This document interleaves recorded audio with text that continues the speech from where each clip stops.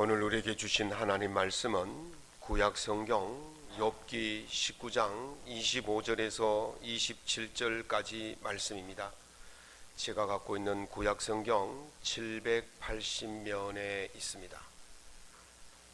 구약성경 780면 욥기 19장 25절에서 27절까지 말씀을 한 목소리로 낭독하겠습니다.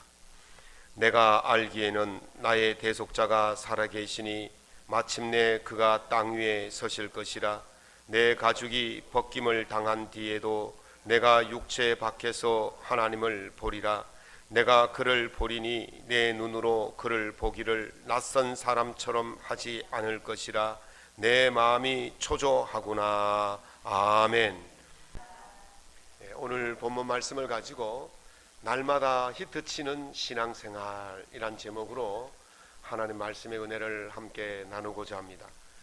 원래 프로야구 최종 우승팀이 LG 트윈스가 29년 만에 우승을 했습니다.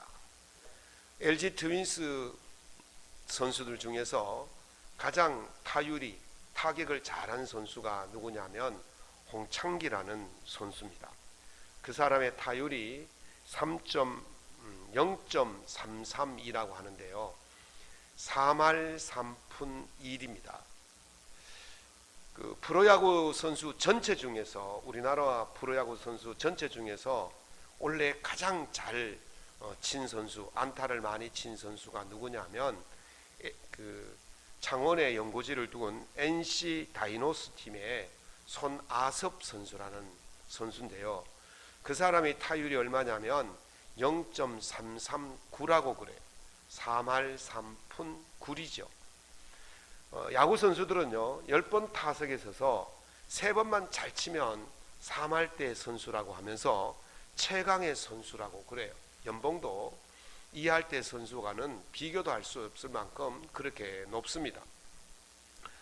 10번 들어가서 3번 쳤는데, 3번 잘 쳤는데 잘했다고 그럽니다. 최고의 선수라고 그럽니다. 그럼 나머지 7번은 뭐 했습니까?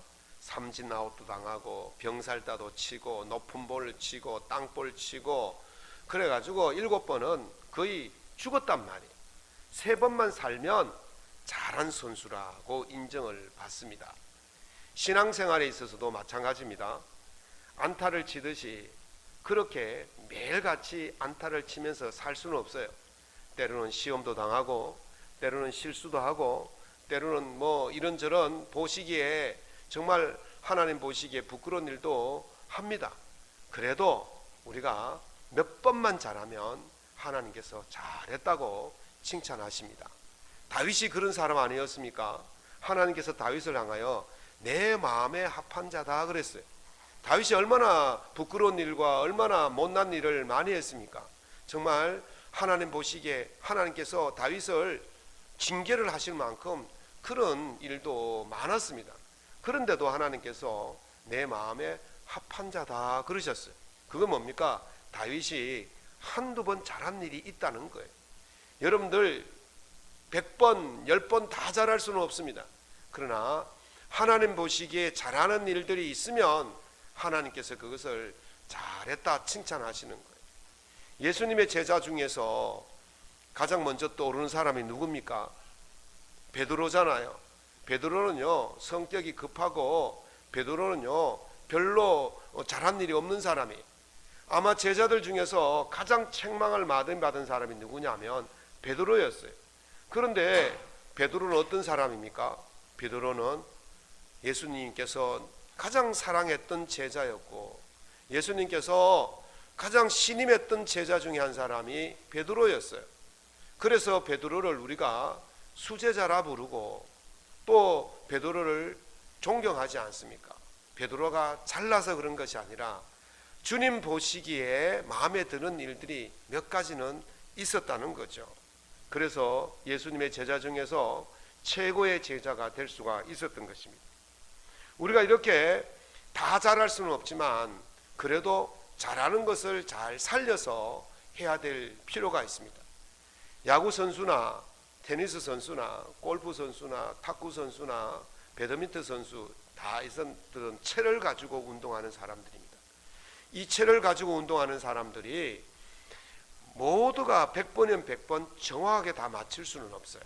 그런데 정확하게 맞는 지점이 있어요. 요 지점에 딱 맞으면 힘이 하나도 들지 않고 아주 공이 쭉쭉 잘 뻗어나가고 홈런을 치고 상대방이 받지 못할 정도의 아주 기막힌 공을 칠 수가 있게 되는 것이죠. 우리가 그렇게 잘 맞는 지점이 있어요. 그 지점이 뭐냐면 바로 스위트 스폿이라고 그래요. 최적의 지점.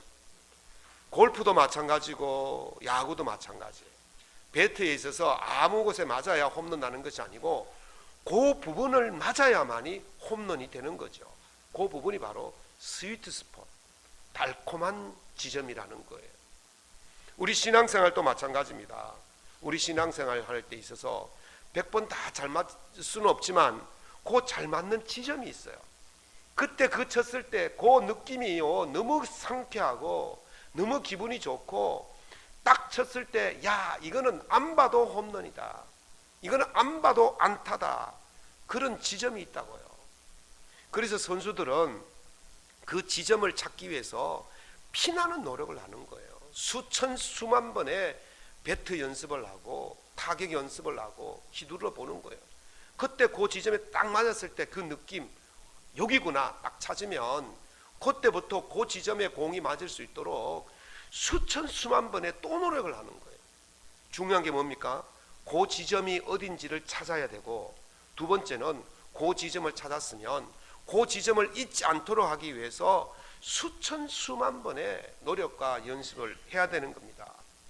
신앙생활도요 이 달콤한 지점이 있어요. 히트를 치는 지점이 있다니까요. 그 지점을 우리가 찾아야 돼요. 우리가 신앙생활을 하면, 십자가 하면, 신앙생활을 하면 가장 먼저 떠오르는 것이 뭡니까? 십자가 아닙니까? 십자가가 생각하면 뭐가 생각납니까? 고난이 생각나요. 고통이 생각나요. 힘듦이 생각나요. 그런데 십자가 지고 가는 신앙생활이 뭐 그렇게 즐겁고 기분 좋은 일이 있겠습니까? 그러나 그 십자가 지는 생활 속에서도 기분이 상쾌해지고 정말 즐거운 시간이 있다고요. 그 시간이 언젠지를 여러분들이 찾아야 돼요. 여러분들에게 맞는 가장 행복한 시간, 가장 즐거운 시간을 찾아야 되고, 그걸 찾았으면 그때부터는 그것이 내 삶 속의 일상이 되도록 피나는 노력을 해야 되는 거예요.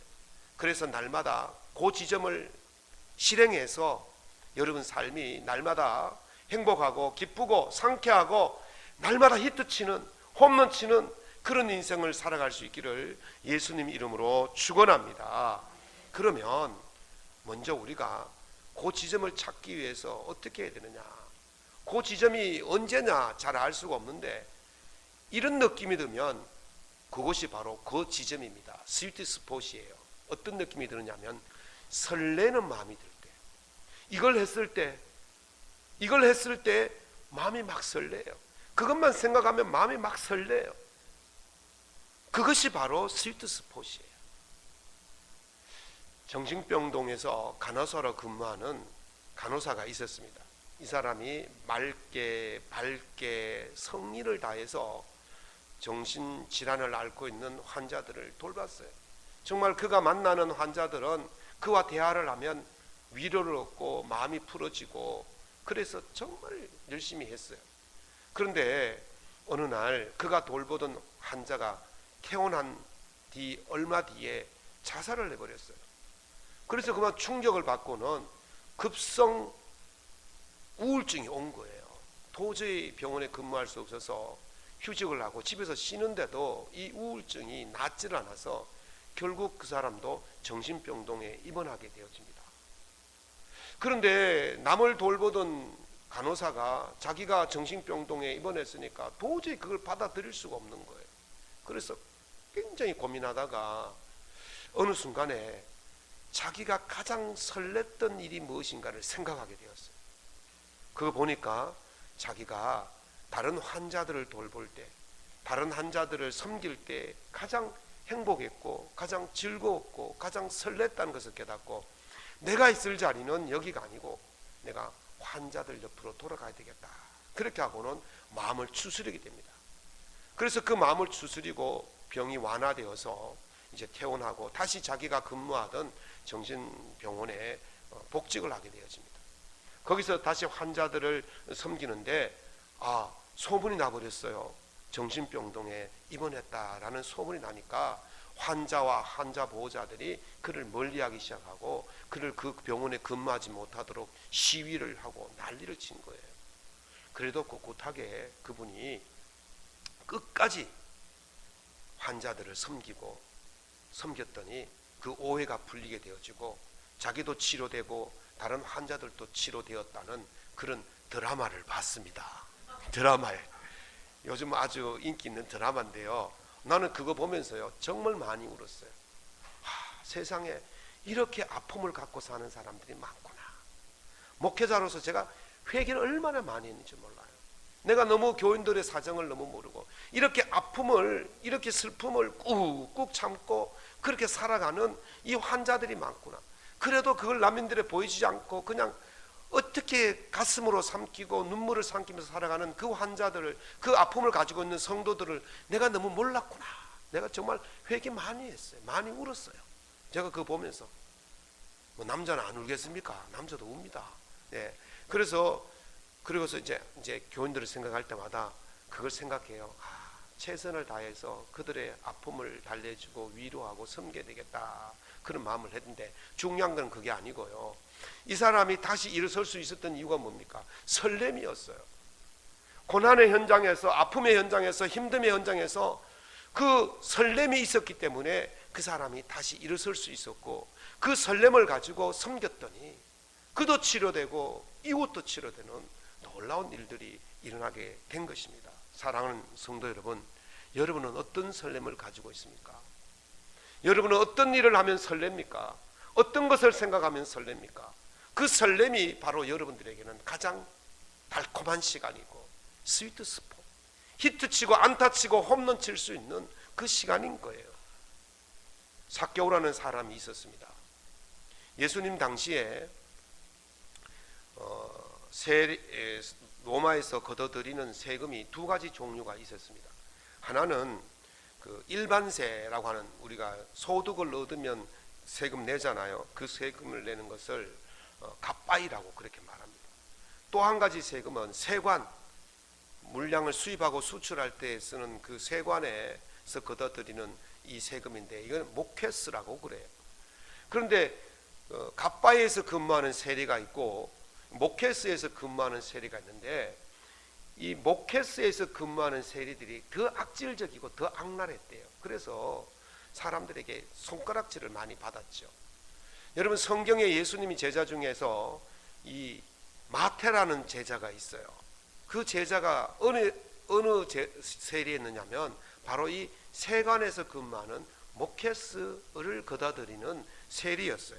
마가복음 2장 1절에 보면 가버나움에 예수님께서 들어가시니 14절에 지나가시다가 알포의 아들 레위가 세관에 앉아 있는 것을 보시고 그랬어요. 그래서 이 레위가 바로 마태예요.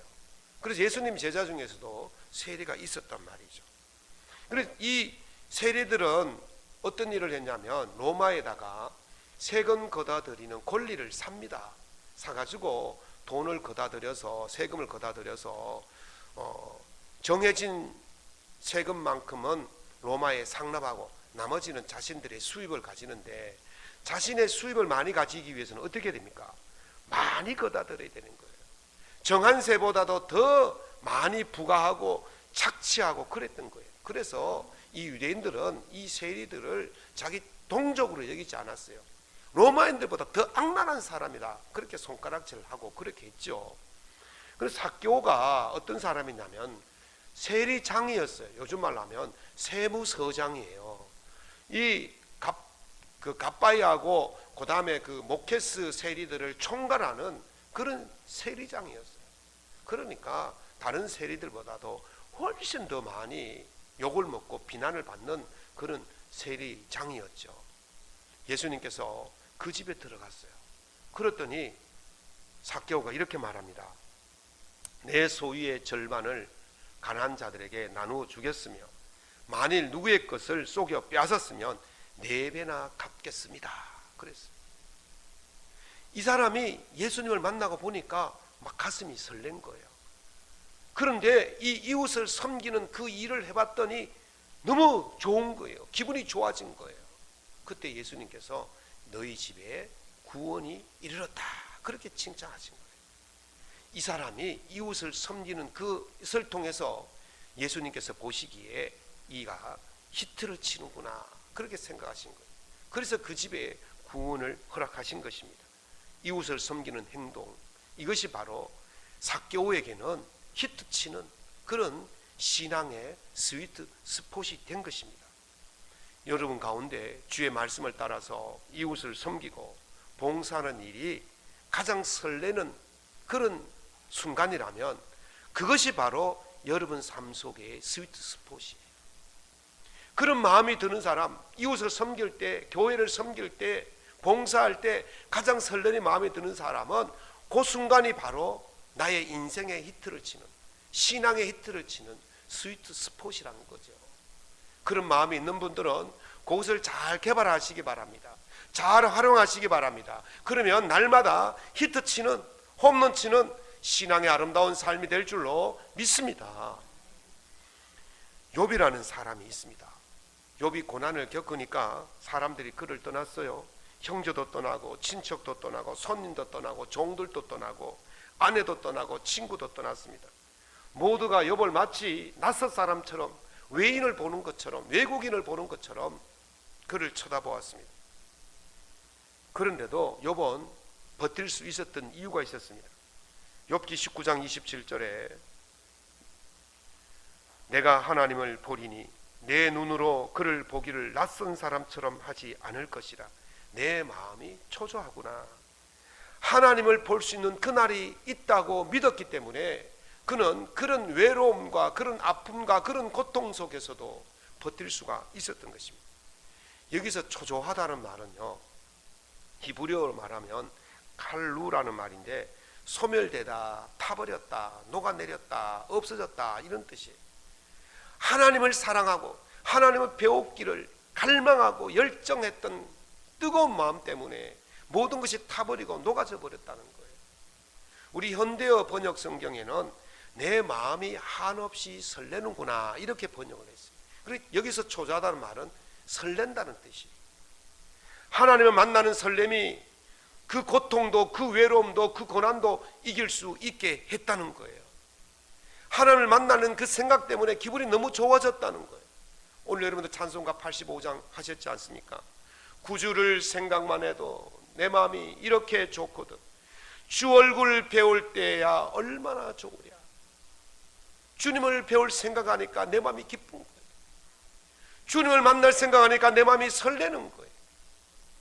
그것이 무엇입니까? 여러분들 주님을 만나는 시간이 언제입니까? 예배 시간 아닙니까? 예배 시간에 오려고 생각하니까 마음이 기쁘고 들뜨고 마치 소풍 가던 그 어린아이 때처럼 설레는 마음으로 오는 그 사람 마음이 바로 예배를 사모하는 사람이고, 그 사람이 그 순간이 바로 히트치는 순간인 거죠. 사랑하는 성도 여러분, 다윗이 고통 속에서 이렇게 노래합니다. 주를 찾는 자는 다 주 안에서 즐거워하고 기뻐하게 하신다. 주를 찾는 자, 하나님을 찾는 자, 하나님께 예배하는 자, 그들에게 주님께서 그 마음에 즐거움과 기쁨을 주실 줄로 믿습니다. 주님을 만나려는 그 생각만 가져도 이렇게 기분이 좋거든, 이렇게 기쁘거든. 여러분 혹시 예배 드릴 때 설레는 마음이 생기고 교회에 오는 날이 설레는 마음이 생긴다면 그 순간이 바로 여러분들에게 스위트 스폿이 되는 것이고, 그 설레는 마음으로 하나님께 간절하게 정말 다 들어가는 마음으로, 그런 마음으로 예배를 드리는 자들에게 하나님께서 즐거움과 기쁨을 주실 줄로 믿습니다. 그런 인생을 살아가는 자들이 주님께서 주시는 은혜로 히트를 치고 홈런을 치고 안타를 치며 살아가게 될 줄로 믿습니다. 이 설레는 순간, 예배를 드리는 이 설레는 순간 잘 개발하십시오. 그래서 순간순간마다 은혜로운 시간 될 수 있기를 예수님 이름으로 축원합니다. 세 번째는 다니엘이라는 사람이 있었습니다. 어린 나이에 바벨론 포로로 끌려가서 그 나라의 높은 관직까지 이르렀습니다. 바벨론이 어느 나라에 망하느냐 하면 메디아라는 나라와 페르시아라는 나라가 연합해서 이 바벨론을 멸망시키고 메디아의 다리오 왕이 이제 첫 번째 왕이 되어집니다. 그때 바벨론이 다니엘이 쫓겨가지 않고 그 나라에 뭐가 되느냐 하면 총리가 됩니다. 그 나라의 총리가 몇 명이 있었냐면 3명이 있었어요. 3명 중에 한 명이 바로 이 다니엘이었거든요. 그런데 이 다리오 왕이 다니엘을 가만히 보니까 다니엘이 너무너무 지혜로운 거예요. 너무너무 총기가 있는 거예요. 그래서 이렇게 생각합니다. 다니엘은 마음이 민첩하여 총리들과 고관들 위에 뛰어남으로 내가 그를 세워 전국을 다스리게 하고자 하더라. 아멘. 다니엘이 누가 주신 지혜로 살았습니까? 하나님이 주신 지혜로 살았어요. 그랬더니 총리들 중에서도 총리가 된 거예요. 베스트 오브 베스트가 된 거예요. 총리 중에서 총리가 되어서 다른 총리들은 지역 관할 총리지만 다니엘은 전국을 관할하는 총리가 된 것이죠. 여러분, 사람이요 높은 자리에 올라가면 다른 사람들이 시기하고 질투하지 않겠습니까? 그것도 포로 소년이, 포로로 끌려온 사람이 그렇게 2등 시민이 최고가 되었으니 얼마나 사람들이 그를 시기하고 질투했겠습니까? 그래서 그를 시기하는 여러 신하들이 다니엘을 모함하고 죽이기 위해서 계략을 꾸밉니다. 왕에게 나옵니다. 이렇게 말합니다. 왕이시여, 앞으로 30일 동안 왕 외에 어느 신이나 어느 사람에게 무엇을 구하면 그 사람을 사자굴에 넣는 법령을 선포해 주십시오. 왕이 가만히 들어보니까 자기를 최고로 높여주겠다는데 싫어할 사람이 어디 있겠습니까? 그래, 좋다. 그러면서 도장을 콱 찍어줬어요. 그런데요, 다니엘의 습관이 있었어요. 그것을 하루에 3번 하나님께 기도하는 시간이에요. 자기 방 창문을 활짝 열고 예루살렘을 향하여 하루 3번 기도하는 거죠. 지금 다니엘을 모함하는 사람들이 바로 그걸 노린 거예요. 다니엘은요, 금령이 선포된지 몰랐겠습니까? 최고의 자리에 있는 총리인데 몰랐겠습니까? 알았어요. 그러나 하나님께 기도하는 그 시간을 어느 것보다도 더 중요하고 목숨을 걸 만큼 중요하기 때문에 다니엘은 그것을 포기할 수가 없었어요. 하나님께 기도하면 마음이 설레고, 하나님께 기도하면 기분이 좋아지고, 하나님께 기도하면 상쾌해지고, 그래서 그것을 버릴 수가 없었어요. 그래서 목숨을 걸고 기도했던 것입니다. 결국 어떻게 되었습니까? 신하들이 다니엘을 고발했고 다니엘은 사자굴에 던져지게 되어집니다.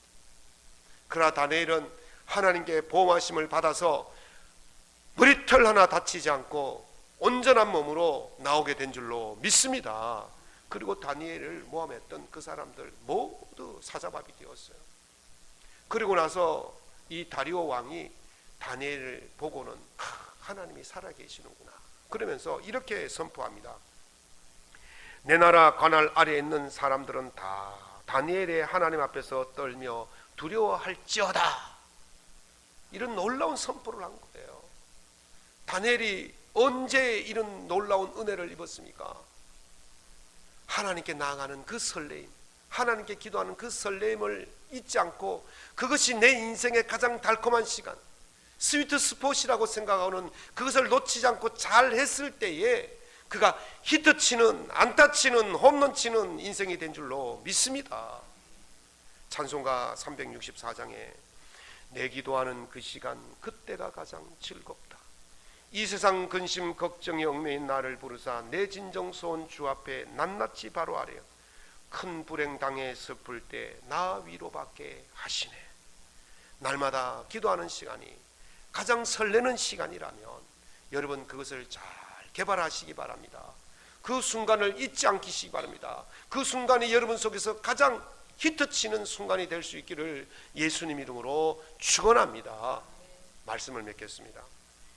인간은요, 호모 루덴스라 그래요. 루덴스란 말은 놀이란 뜻인데요, 호모란 말은 인간이란 뜻이에요.